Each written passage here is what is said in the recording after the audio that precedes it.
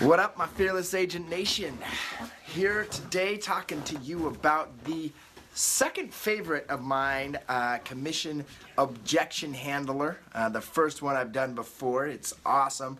But today specifically I want to share with you the second most awesome one, which is, and you're going to like it. Pay attention here, guys. Get some invitations going on. Put comments. Like I said, my comments aren't working recently. I don't know what that's all about. So here we go. Get some invitations. Awesome. Cool. So appreciate you guys hopping on. So here.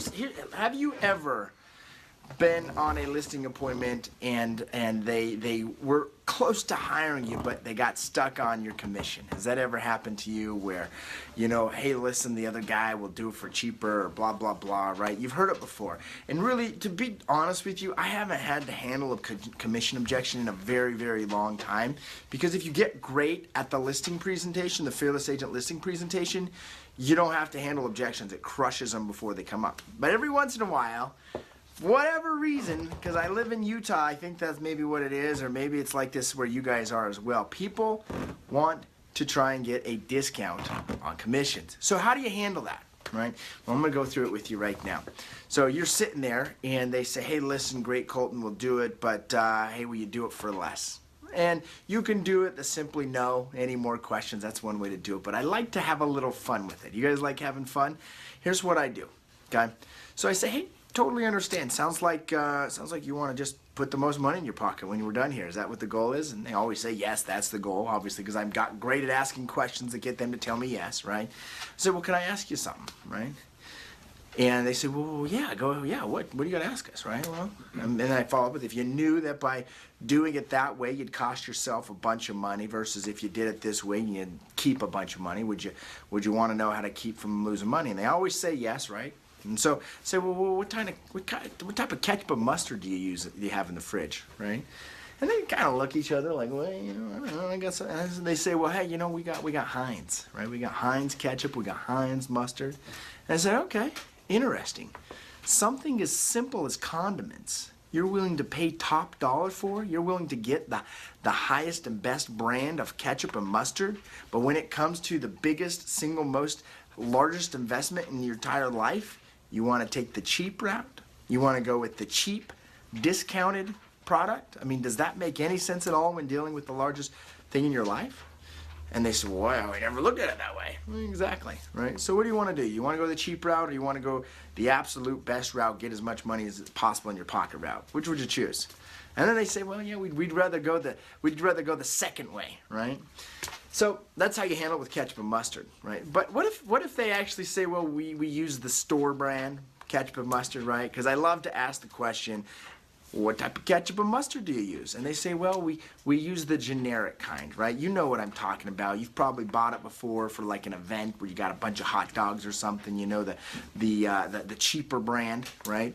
So let's say, hey, they ask you, hey, well, listen, we're just wondering if you do it for less commission, right? We looking to hopefully have you do it for 5%. No, I understand. So it sounds like you want to put the most money in your pocket. Is that the case? Yes, that's the case. Well, if you knew that by doing it that way, you'd cost yourself a bunch of money, would you still do it that way? Or would you do it a better way that saved you a bunch of money? Be honest with me. So you set them up the same way, and they say, hey, well, we want to save a bunch of money. We don't want to lose money, right? Well, we're going to ask you a question. What type of ketchup and mustard do you have in the fridge? So you ask it again, right? You ask it this, and they give you this answer. Well, we've got the cheap kind. We got the generic brand. Okay. So don't you think that something as simple as ketchup and mustard, you can obviously go with the cheap route, right? You can go the discounted route. But we're dealing with, you know, hundreds of thousands of dollars here, your largest investment. Does it make sense to go the cheap route when it comes to your largest investment? And be honest with me. Or would you rather go with the way that you knew for a fact that you could get more money in your pocket than you could get any other way on the planet? Which makes more sense, the cheap route or the best route? I mean, which would you rather choose here? And so it sets them up to say, well, obviously we want the best route, right? We don't want the cheap condiments. We don't want the cheap service. We want the best service. So it's super simple. Set them up, talking about condiments, and you end up getting them to sign a contract. Any other questions? Okay, all we need to do is naturally just right here. Get good at that. Get good at that. Giving them the pen. Any other questions? Great. Anytime you have a chance to get a contract signed, sign it, right? Contracts have value, leads have no value. Remember, the goal is 5 presentations. Set 5 presentations. Set up 5 appointments per week. Get on 3, sign 1 minimum. And as you get going with your skill set and your schedule and your systems, you will increase those numbers, those ratios. Appreciate you guys for watching. Those of you that are Fearless Agents and part of the Fearless Agent Nation, please continue to share these videos if they are helping you out, okay? And we appreciate you being involved. If you're not a part of the Fearless Agent Nation yet, click the link above, watch the free 45-minute video teaching you the 5 presentations you must know so that you don't end up broke like 90% of every other realtor out there, right? If you're tired of being broke, get to work with a system and a formula that works. See, my problem the first 8 months of my career, I was broke. I mean, I was broke. I sold 2 houses. I was broke. I was tired of being broke. Met Bob, started with Fearless Agent. Next 12 months did 21 deals, and so on and so forth going forward throughout my career to where I was a multiple, and I am a multiple 6-figure earner thanks to the Fearless Agent Nation.